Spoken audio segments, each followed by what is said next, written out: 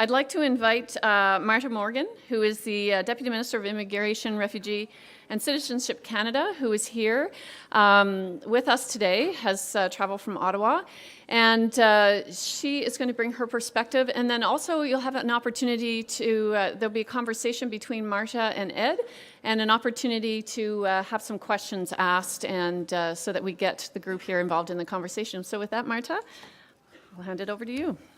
Thank you.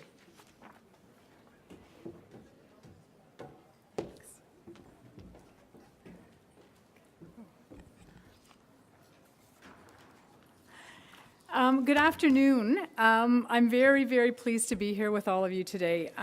First of all, I'd like to bring along the best wishes of my minister, Minister Hussen, as he shared a great video this morning, because I know that he really wanted to be here, and he would have been thrilled to see the enthusiasm and the energy in the people in this room today. This is a real priority for the federal government, for Minister Hussen, and for our department. So I'd also like to thank Ed Greenspan and the Public Policy Forum. We started working on this about 18 months ago. It was an idea. We knew that when we launched the Atlantic Pilot program in recognition of the immigration needs of Atlantic Canada, that we needed to have as many people engaged in the conversation as possible, and that we needed to figure out along the way what was working and what was not working, and what were productive paths to follow. And the work that the PPF has done since then has been just amazing, and pulling together such a great group of passionate, committed people in this room. It's wonderful. Personally, as the Deputy Minister of Immigration, Refugees and Citizenship, I think there are a few policy issues that are more important in Atlantic Canada today than immigration. The Conference Board of Canada recently noted that immigration matters more to Atlantic Canada than ever before, and I think that there is a growing consensus about that. While our entire country is faced with looming demographic challenges, we know that these have already been pronounced in Atlantic Canada for several years. L'immigration est essentielle à la viabilité de l'économie et de la main-d'œuvre du Canada atlantique. Sans doute que la réussite future de cette région dépendra largement de sa capacité d'attirer de nouveaux arrivants et d'en faire sorte qu'ils restent. Like the other speakers already this morning, I think that immigration to this region means many things. It means population growth, it means economic growth, it means innovation, new ideas, new companies, and new jobs. Of course, immigration will not only ensure that we are able to continue increasing the size of the labor force in the economy, it will also help to support our healthcare system, public pensions, and other social programs in the decades to come. So I'm just going to take a few minutes before we have a more informal conversation to talk to you a little bit about what we're doing at the federal level and with our various partners to try and increase immigration to Atlantic Canada. First of all, the Atlantic provinces will soon begin to see the benefits of the government's 2018 multi-year immigration levels plan. That's a mouthful, which has the highest admission levels in recent history. So to help address our country's demographic challenges now and in the future, the government will be increasing admissions to 310,000 permanent residents in 2018. And this will trend towards 1% of the Canadian population, reaching 340,000 admissions in 2020. Under this plan, 40% of overall growth in 2018 will be allocated to the provincial nominee programs, and admissions will increase by 33% over 3 years in these programs. What this means for the Atlantic provinces is that they will now be able to directly select more newcomers, who can help meet the specific labor market and economic needs of this region. The second initiative that's underway is the Atlantic Immigration Pilot, which has been spoken about a little bit today. As some of you know, Minister Hussen was here in New Brunswick last month with the Atlantic premiers and his federal colleagues at the Atlantic Growth Strategy Leadership Committee meeting. And there was general agreement at that meeting that immigration can play an important role in filling labor shortages and building a skilled workforce. I think I've been to a number of those meetings over the last year and a half or so, And what I have noticed about the meetings on the Atlantic Growth Strategy is at the most senior political levels, the premiers, the ministers, federal ministers from this region, certainly my minister, there's huge enthusiasm and huge passion around Atlantic immigration and around the Atlantic immigration pilot. So this pilot, which was launched about a year ago, is aimed at helping employers meet their labor market needs, but also addressing the issue that we've seen today of retention. So how do we help employers meet their labor market needs, and how do we ensure that once we bring people here, that they will stay and contribute long-term to the vitality of the region? It's an employer-driven initiative, which means that businesses can find the skilled immigrants with the specific skills that they need and be part of bringing those newcomers to Canada. I think that I'll come back and talk a little bit about settlement at the end, but another key element of the Atlantic immigration pilot is the targeting of international students as excellent candidates to become skilled permanent immigrants. So under this pilot, employers in the Atlantic provinces can hire international students and endorse them for permanent residence. So again, what we're creating here is a pathway, a guaranteed pathway for a student who's been a student here in Atlantic Canada. They've laid the groundwork for successful integration. They've got post-secondary education, proficiency in one of our official languages, and some of them already have Canadian work experience. If an employer hires that student, they can come in through the Atlantic immigration pilot and move very quickly to become permanent residents of the country and the region. The third element that we're doing right now in collaboration with our partners is really our efforts to increasing our efforts to retain immigrants. We need to support newcomers in the region to make meaningful contributions to the labor market and to help grow the region's economy in the long term by staying here. Successful integration often involves things that many Canadians take for granted. Having a support network, speaking English or French, forming social connections in the community, and knowing how to access services. So if we want newcomers to feel welcomed, it's crucial that we have the proper supports in place to assist their integration into Canadian society. With the help of settlement service providers, all immigrants who arrive under the Atlantic immigration pilot will have a settlement plan in place even before they arrive. What's innovative about this is that it puts settlement up front with the goal of increasing the likelihood that immigrants will stay. It also involves employers for the first time actively and directly in the settlement process. So employers, families, the primary economic immigrant, the settlement organizations all understand the settlement needs of that individual and their family even before they arrive here in Canada. One of the things that I found so powerful in Volume 2 of the Public Policy Forum report today, Come From Away and Stay, was the personal connections and the community connections that are so meaningful in immigrants' attachment to the region or the town that they're living in.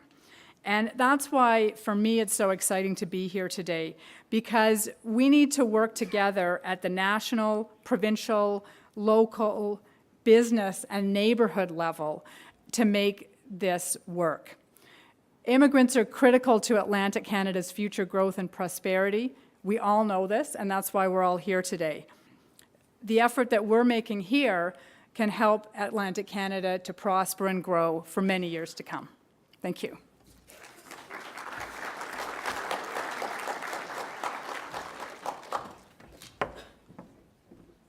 Thank you. Now the hard part.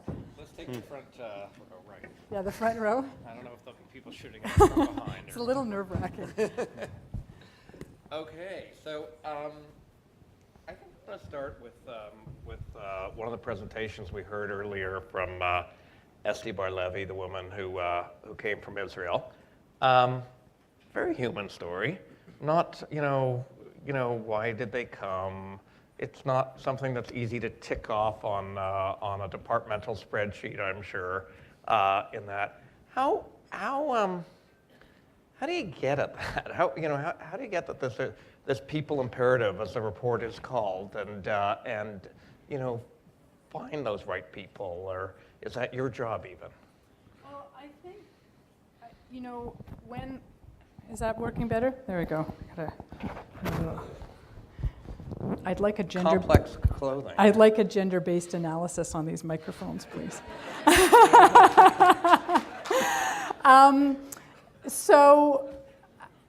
I think that's really at the heart of the question about how we work together to make this happen.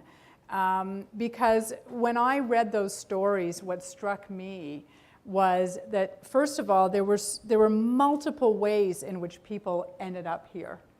And then there were multiple reasons why they stayed.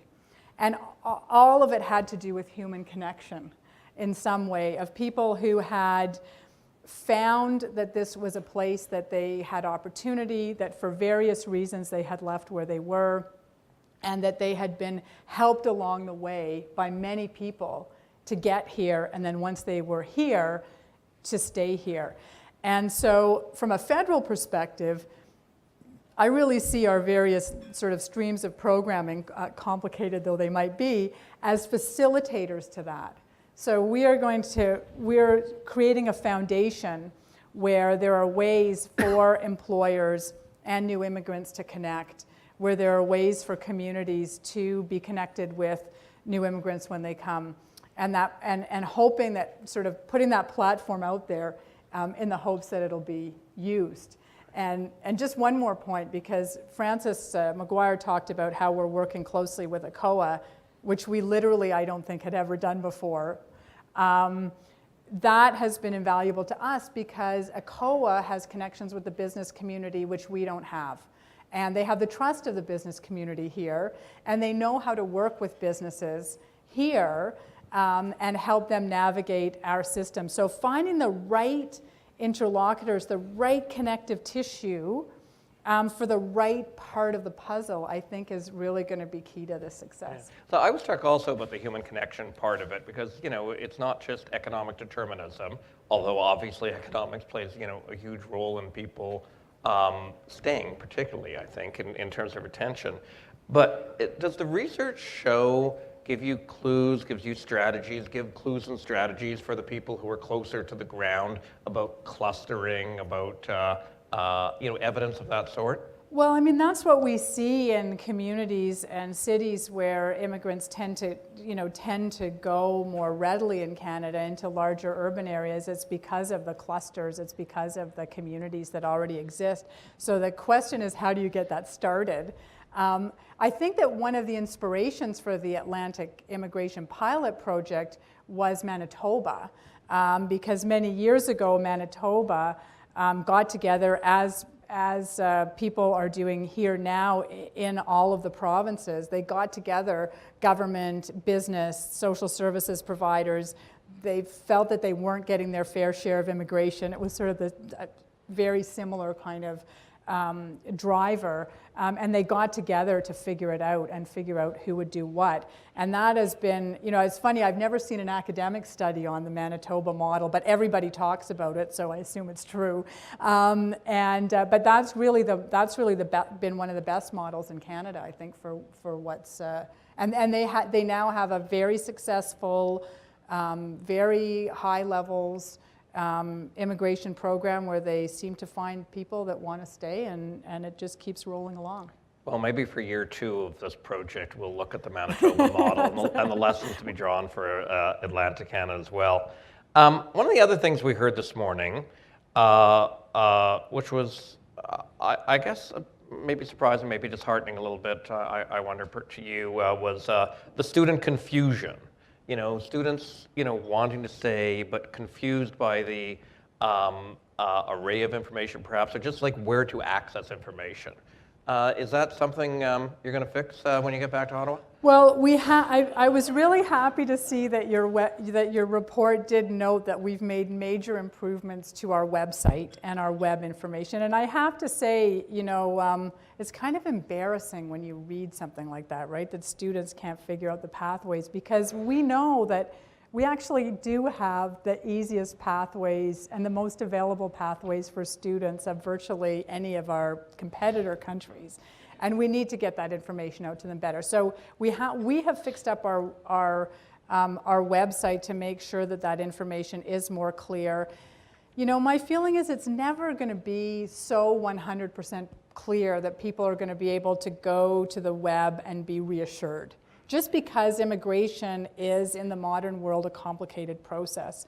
So I think that on that one as well, we really want to work with the universities and the universities with employers so that we can build those connections. So if the universities can work with the employer knows that if they hire someone, that person can stay.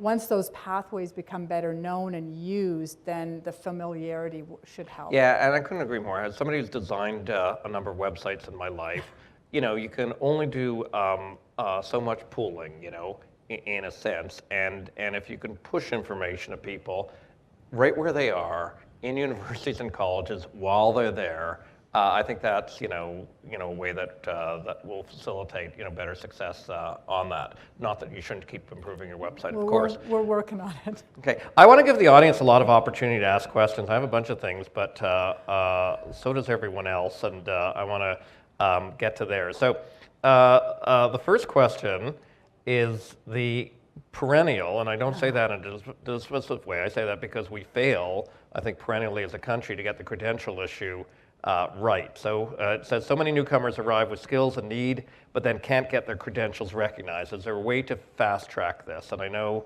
you guys have thought about this for years and years in different guises, but is there something new happening here? Well, there's a lot happening here. There's a national strategy for credential recognition. There are a number of professions that have been identified as a priority for action over the next few years. So federal government and provincial governments are working together, sort of profession by profession, to work on pulling down the barriers.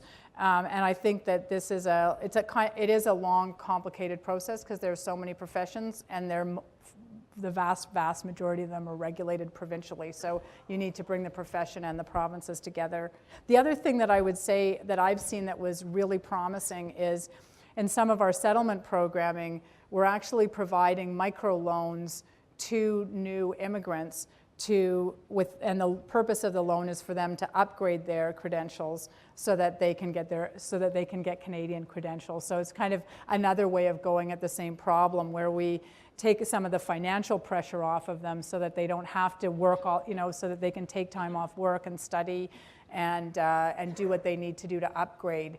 And I think that has a lot of promise as well, because there are a lot of barriers to doing this, even when there's a clear process. And it seems to have huge impact on people's ability to get jobs and to raise their earnings. Right, okay, good, thank you. So not knowing the list of designated Atlantic Immigration Pilot Project employers and needing to have full-time permanent job offers are two major hurdles for international students, it says. So are there plans to improve? Are there plans actually, is it simple to find who is in the pilot program in terms of employers, for instance? Yes, the designated employers are published. So it is. No, they're not? Okay, sorry, they're not published. I thought they were. No, they're not published. But can they be published? But can I just say that the pilot is designed to help employers identify the right skill, the right individuals for their employment needs. And so really what we're looking for is for employers to figure out how are they going to recruit and what's the best place for them to recruit. But I think that's an interesting point, because if you have students here or you have other qualified immigrants who are already here who are temporary and who are looking for something permanent, I definitely think that that's something that we should look at, because we want people to be able to match up with those who can actually help them in the program. Right, okay, good. I don't know about will cultural competency training be required. It sounds like sort of another mandatory thing.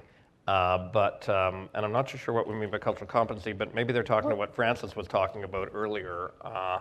But in any case, maybe you want to take a stab at the cultural competencies that employers require and how they'll acquire those. Well, I think that, one of the purposes of having this settlement plan that needs to be done beforehand and that the employer really needs to sign off on and be part of is exactly so that the employer and the settlement agencies can work together before these individuals come here. And I think that process of communication between the settlement agencies, the new immigrant, and the employer in and of itself should be the beginning of a conversation about whether that employer is ready and has the capacity and the supports needed to support the immigrant. Whether that requires specific cultural competency training, I'd actually be interested in the views of the settlement organizations on that, because I think they're a little bit closer to the ground in terms of how people do once they get here and whether issues emerge where that specifically would be helpful. Okay, so settlement organizations, if you would send some messages off to the deputy through your local contacts and that would be very good. I think we have a question out in the audience. Great, thank you. My name is Ryan Sullivan. I'm with the community college here in New Brunswick. We've recently started on an internationalization initiative. We're behind colleges from the rest of the country, but we've seen some pretty strong success. We've doubled the number of international students this year studying in our 6 campuses. And our confirmation numbers of accepted international students is up over 500 this year compared to under 300 last year at the same date. The problem is visa processing times. So I just came from Vietnam. Even with the Express Study Program, the SDS, which is a great program, we're looking at 2 to 3 months processing times, whereas the US is measuring 6-7 days, Australia 2 to 3 weeks. So I'm just curious if there are any plans or strategies to address that. So one of the things that's happening that's been happening for a number of years, and this year actually is particularly bad, so I'm telling this to all the universities and colleges, is the volumes of students applying to Canada to study has just gone through the roof. So I almost had a heart attack one day in January because my operations ADM came to brief me and told me that the number of visa applications in India, which is our biggest market, India and China, for students, was up by 120%. And he didn't mean it's 120% higher than last year. He meant it's up by 120%. So we are dealing with big volume increases across our student visa programs. We are doing the best that we can to keep processing times at a manageable level. But I think for the next couple of years, it will probably continue to be a bit of a challenge. And what we're telling everybody is please give your acceptances as early as possible. And we will do our best. Students are our #1 priority during the busy season because we know that students need to get here to be able to go to university, and they also need their acceptance so they can make decisions. So we're prioritizing it, but I think we'll just need to plan for a little bit longer processing times than we're probably used to. Is the surge U.S. related? We don't really know, actually. We're trying to figure out why the surge is so large. I mean, I don't have a good answer for that at this point. Okay. Not the Prime Minister's trip to India? No? Okay. Perhaps a gratuitous question, I don't know. It was in January. So the question, an interesting question. We know that New Brunswick is an officially bilingual province, not the only officially bilingual province. So what do you do about francophone newcomers here? Mais une des choses que nous faisons, c'est de travailler très étroitement avec des organismes francophones dans toutes les régions. Une chose est en Nouveau-Brunswick, ils sont assez forts. Et une chose qu'ils cherchent vraiment, c'est d'avoir un contact immédiat avec les immigrants francophones pour pouvoir faire les connexions entre les services en français francophones, les employeurs francophones, etc. Alors, je pense qu'il faut vraiment continuer de renforcer ça, mais aussi d'encourager des employeurs francophones de participer à toute la gamme de programmation qui existe au niveau fédéral et provincial pour admettre plus d'employés et des immigrants francophones. Do you know what effect that might be having on retention rates? Have you been able to see as you're connecting people up? Well, I mean, I think that anecdotally, what we understand from settlement organizations that work the most closely on this on the ground is that the quicker we can link up immigrants, Francophone immigrants, with Francophone schools and Francophone doctors and Francophone services, the better it is. And so that's really been, a real focus of our activities with them. Okay, there's a few questions about. They're classic questions that come to governments about speed, not moving at the speed of business, one-stop programming, timelines, these kinds of questions. So, I imagine governments can't move at the speed of business. That's not the nature of the beast. But what are you doing to try to shorten? We heard, 2 years again from. Up here from somebody who wanted to come here and who the country wanted to come, and it took 2 years to come from Israel. So a couple of things. One is about 2 years ago, the federal government reorganized all of the federal streams for economic immigration, and we put in place one primary federal stream, has a number of substreams, but basically it's the Express Entry Program. And under that program, we will process applications within 6 months. And we've put the same service standard in for the Atlantic Immigration Pilot in order to make it as quick as possible. At the same time, in the Atlantic Immigration Pilot, employers can bring in people on a temporary visa, although it's not that much faster at the end of it. It's a bit faster, but they can bring them in temporarily more quickly should they need to. But, I think inevitably our time, and so we've made the processing time in our federal economic programs was, 5 or 6 years, and we brought it down to 6 months. That's probably about the fastest it's going to get because there are parts of the process that just have to be done that take time. There's security checks, there's medical, there's a lot of parts of the process that take time to accomplish, but we're really trying to be more nimble and looking across all of our programs to get people here as quickly as we can. Good. Oh, now we got a couple of questions out there, a couple questions here, so we'll do a question there at the back. I really didn't want to retire 4 years ago. And if any of you were wondering, I lived in Newfoundland for 40 years, so the accent is completely fake. And now I don't want to be retired at all because there's so many exciting things happening. I must say, I'm just amazed at how much progress that you're making, and there has been. Because my whole life has been spent working with refugees, government-sponsored refugees, I'm just wondering if the department has given any thought, particularly with the large number of Syrians that there have been over the last few years. I'm hearing, and I'm a bit of a busybody, so I tend to stick my nose in things, and I watch Coronation Street, so... I'm just wondering if you've given any thought. Years and years ago, there were programs with, it was HRSDC then, and I'm not certain what the new acronym, but there were employment programs where you could have on-the-job training, and there were wage subsidies provided for some newcomers. And from what I'm seeing and hearing, there are many newcomers who perhaps sitting in a language in a link class for 6 hours a day isn't perhaps the best way to get them integrated into society. Thank you. You're doing terrific work. I'm really impressed. Thank you. Well, and as you've heard, there's a labor shortage. So, if you do want to come out of retirement, you might be able to find an employer right here.